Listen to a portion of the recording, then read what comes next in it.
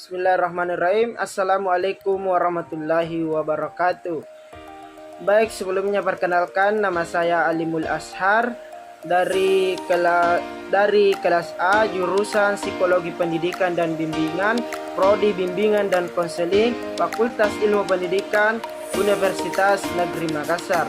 Baik, pada kesempatan kali ini saya akan menjelaskan tentang teori behavioristik, yaitu menurut Ivan Pavlov atau Ivan Petrovich Pavlov. Tapi sebelum saya menjelaskan tentang bagaimana itu teori behavioristik menurut Ivan Pavlov, saya akan menjelaskan dulu siapa itu Ivan Pavlov. Nah, Ivan Petrovich Pavlov lahir di suatu desa kecil di Rusia pada tanggal 4 September 1849. Dididik di sekolah gereja sewaktu kecil.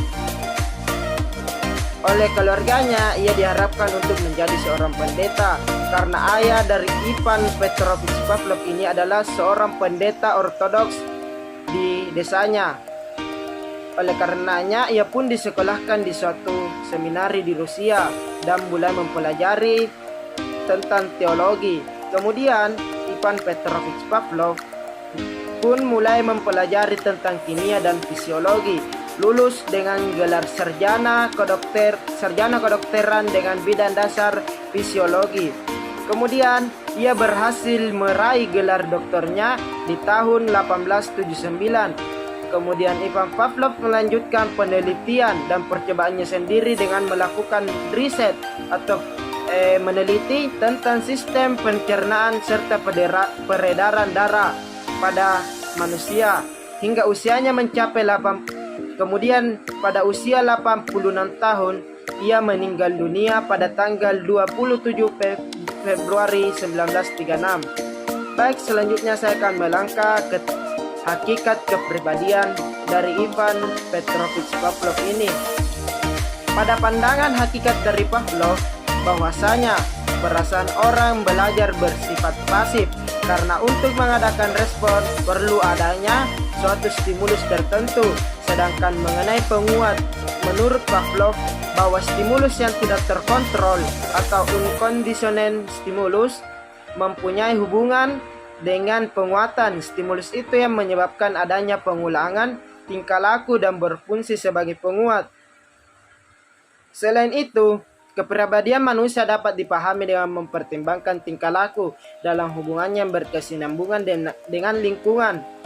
Maknanya, kepribadian seseorang individu dapat diketahui melalui bagaimana seseorang itu merespon rangsangan atau stimulus yang diberikan atau yang ada, kemudian stimulus yang sama tersebut direspon oleh individu secara berulang-ulang dalam lingkungannya. Selanjutnya, kita melangkah ke dinamika kepribadian teori Ivan Pavlov. Pavlov yakin bahwa kepribadian dapat dipahami dengan mempertimbangkan tingkah laku dalam hubungan yang terus-menerus dengan lingkungannya. Cara yang efektif untuk mengubah dan mengontrol tingkah laku adalah penguatan. Artinya, dengan diberi penguatan yang positif, tingkah laku seseorang akan berubah dan terkontrol dengan baik. Adapun struktur kepribadian Pavlov yaitu bergantung pada respon atau stimulus yang diberikan oleh seseorang. Semakin besar stimulus atau penguatan yang diberikan, maka respon yang diterima juga akan semakin kuat. Dengan demikian, Pavlov membagi struktur kepribadian menjadi dua, yaitu sebagai berikut: tingkah laku responden atau respons yang dihasilkan organisme untuk menjawab stimulus secara spesifik berdasarkan respon yang diberikan.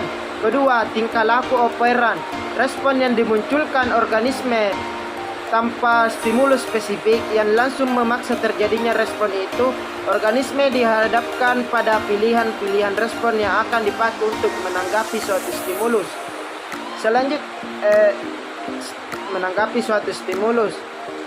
Selanjutnya kita melangkah ke perkembangan pada teori Ivan Pavlov.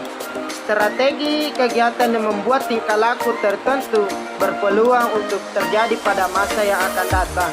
Seseorang dapat dilatih melakukan semua jenis tingkah laku jika semua konsekuensi atau penguatan yang tersedia di lingkungan dapat diubah dan diatur sesuai dengan tujuan yang dikehendakinya. Di sini ada di sini pada perkembangan Ivan Pavlov menjelaskan bahwasanya ada dua strategi yang dipakai untuk membuat tingkah laku tertentu berpeluang untuk terjadi pada masa yang akan datang, yaitu pertama, conditioning klasik, disebut juga dengan conditioning responden, karena tingkah laku dipelajari dengan memanfaatkan hubungan stimulus responden yang bersifat refleks. Yang kedua yaitu conditioning operant, artinya tidak bergantung pada tingkah laku otomatis atau refleks, sehingga lebih fleksibel dibandingkan dengan conditioning klasik. Nah, itulah tadi penjelasan mengenai penjelasan mengenai teori kepribadian dari Ivan Petrovich Pavlov. Selanjutnya saya akan memperlihatkan video tentang bagaimana penerapan dari teori kepribadian Ivan Petrovich Pavlov ini.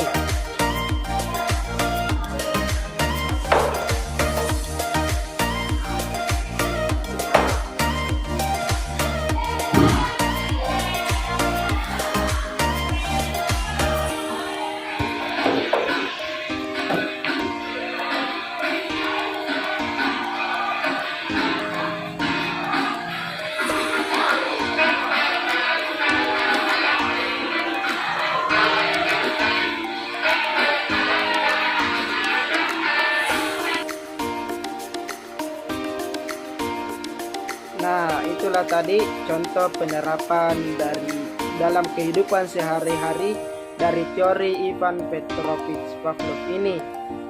Bahwasanya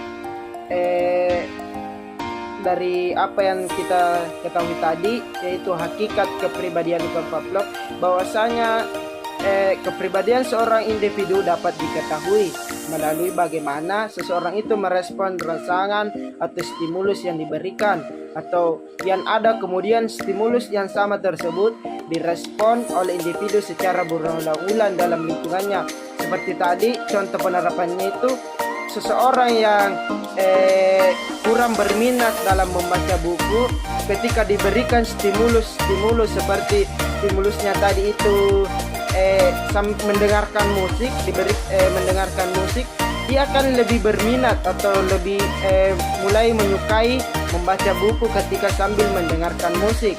Jadi ketika diberikan terus-menerus atau dia terus-menerus mendengarkan musik sambil membaca, maka lama-kelamaan ketika membaca itu sudah sambil mendengarkan musik itu sudah dia lakukan selalu, maka lama-kelamaan biarpun tidak ada musik, maka orang tersebut bisa membaca buku atau berminat dalam membaca buku.